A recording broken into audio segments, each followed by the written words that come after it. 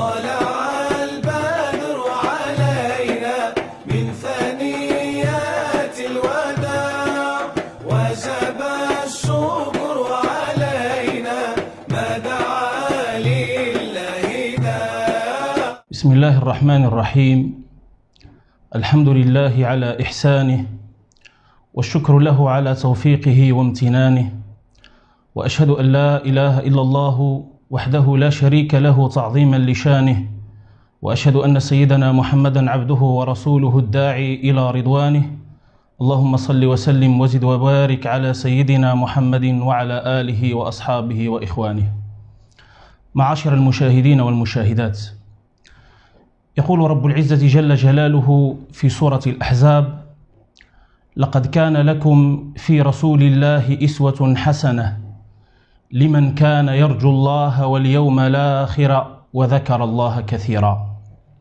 معاشر السادة الكرام، يعد القرآن الكريم دستور هذه الأمة التي تستمد منه أسس ونظم حياتها، وسيرة النبي صلى الله عليه وآله وسلم تمثل المنهج العملي التطبيقي لتوجيهات القرآن الكريم، لأن النبي صلى الله عليه وآله وسلم القدوة الكاملة في جميع شؤون الحياة.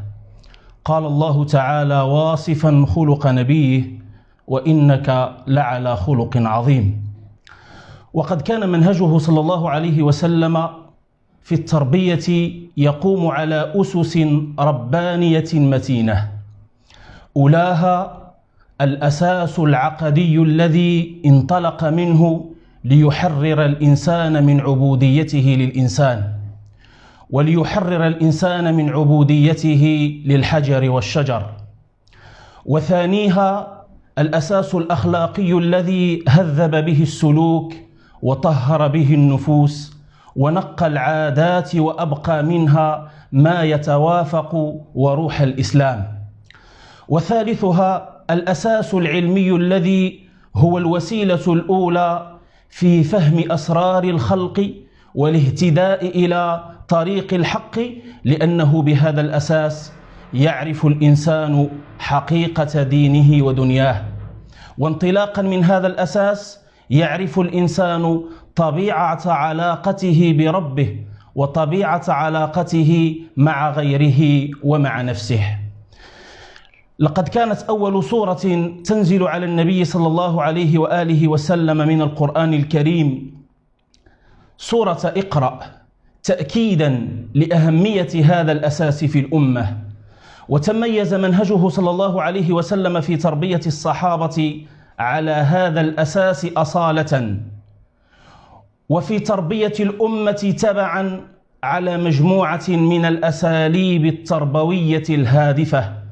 وهذا إن دل على شيء فإنما يدل على قدرة وبراعة المعلم في اختيار الأسلوب المناسب في كل موقف تعليمي على حداه. وكان في طالعة هذه الأساليب وفي مقدمة هذه الأساليب أسلوب التربية بالقدوة.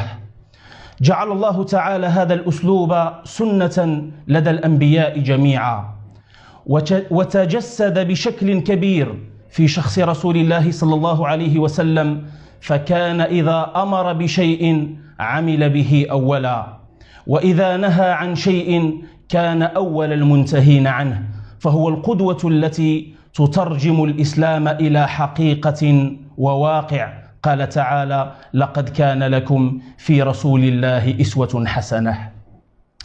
يقول الإمام ابن كثير في تفسيره لهذه الآية: هذه الآية أصل كبير في التأسي برسول الله في أفعاله وأقواله وأحواله. وهذه بعض المواقف التربوية من سيرته العطرة. أولا معاشر السادة الكرام، في صلح الحديبية من السنة السادسة للهجرة، لما صد المشركون النبي صلى الله عليه وسلم وصحابته عن البيت الحرام حين أرادوا العمرة، وبعد إبرام الصلح مع قريش كان وقع ذلك في نفوس الصحابة شديدا لتعلقهم ببيت الله الحرام، ولما سمعوه من قول ربنا سبحانه: لتدخلن المسجد الحرام إن شاء الله آمنين محلقين رؤوسكم ومقصرين لا تخافون. فبعد إبرام هذا الصلح مع قريش كان وقع ذلك شديدا في قلوب الصحابة، فلما أمرهم النبي صلى الله عليه وسلم بنحر ما معهم من الهدي ليتحللوا من إحرامهم، امتنع صحابة النبي صلى الله عليه وسلم عن ذلك مع شدة حبهم واتباعهم له. وهنا يظهر الأثر الكبير لأسلوب التربية بالقدوة. دخل النبي صلى الله عليه وسلم على زوجته أم سلمة فأشارت إليه رضي الله عنها أن يخرج إليهم فينحر هديه ويحلق شعره وسيقتدون به بعد ذلك لا محالة. وبالفعل ذاك ما حصل بعدما كان لهم القدوة عليه الصلاة والسلام. الموقف الثاني معاشر المشاهدين والمشاهدات، في غزوة الأحزاب من السنة 5 للهجرة أعطى النبي صلى الله عليه وسلم القدوة الكاملة في مشاركته لأصحابه التعب والعمل والآمال والآلام في غزوة الخندق وفي حفر الخندق، فقد تولى المسلمون المهمة الشاقة، وكان النبي صلى الله عليه وسلم يباشر معهم هذه المشقة ويحفر بنفسه وهو القائد عليه الصلاة والسلام، كما في صحيح البخاري أنه عليه الصلاة والسلام كان يعمل وكان يردد أبيات الشاعر عبد الله بن رواحة: اللهم لولا أنت ما اهتدينا ولا صمنا ولا صلينا، فأنزلا سكينة علينا وثبت الأقدام إن لاقينا. والصحابة يرددون معه: نحن الذين بايعوا محمدا على الإسلام ما بقينا أبدا. وفي ذلك توجيه للقادة والمربين أن يسلكوا هذا المنهج الحكيم، لأن أسلوب التربية بالقدوة يرفع من شأن المربي ومن شأن المربى على حد سواء. وبالجملة أحبابي الكرام، كان النبي صلى الله عليه وسلم قدوة للأمة في جميع شؤون الحياة. كان قدوة في باب الصلاة حيث قال: صلوا كما رأيتموني أصلي. كان قدوة في باب معاشرة الأهل فقال عليه الصلاة والسلام: خيركم خيركم لأهله وأنا خيركم لأهلي. فما أحوجنا إلى هذا الأسلوب في تربية أبنائنا وفي تربية أبناء الأمة.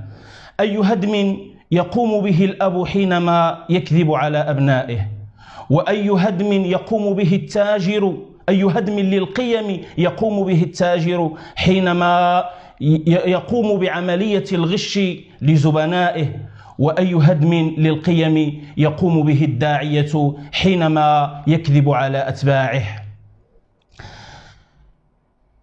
إن التحول